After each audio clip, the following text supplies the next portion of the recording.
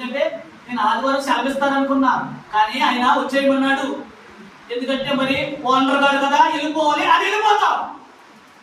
ఇంకా నువ్వెప్పుడు దేవుణ్ణి నువ్వు హెచ్చించేది, నువ్వు ఎప్పుడు దేవుణ్ణి కనపరిచేది, నువ్వు ఆ యొక్క పనిలో జాయిన్ అయినప్పుడే చెప్పాలి.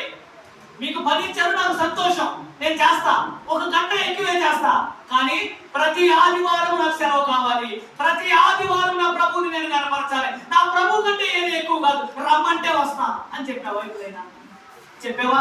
అదే జీతం, నీకు జీతం అయిపోతా ఉండదు, కానీ నువ్వు ముందు చెప్పావా?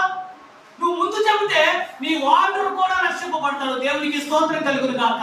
నీ యజమాని కూడా రక్షింపబడతాడు, కానీ నువ్వు ఎప్పుడైనా చెప్పావా? కనీసం అట్లీస్ట్ చెప్పడానికైనా ఆశపడ్డావా?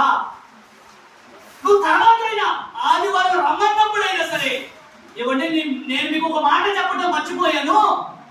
ఆదివారం నాడు నా ప్రభు దగ్గర నేను ఉండాలి, నేను మీ దగ్గర కాదు ఉండాల్సింది, నేను ప్రభువుకి కావలసి ఉన్నదాన్ని, కావలసి ఉన్నవాడిని, కనుక నేను ప్రభు దగ్గరికి వెళ్ళాలి అని నువ్వు ఎప్పుడైనా చెప్పావా? ఎప్పుడు చెప్పరా, ఎప్పుడు కూడా చెప్పలేకపోతున్నావు. ఈ రోజున అన్ని ఆఫీస్ సెక్టార్లో కానీ, ఎక్కడైనా పని దగ్గర కానీ, ఆ పొట్టా పని దగ్గర కానీ, ఎక్కడైనా కూడా మేస్త్రుల దగ్గర ఏ ఒక్క క్రైస్తవుడు కూడా ఆదివారము నేను రాను అనేది చెప్పలేకపోతూ ఉన్నారు పిల్లరా. అది మన దేవునికి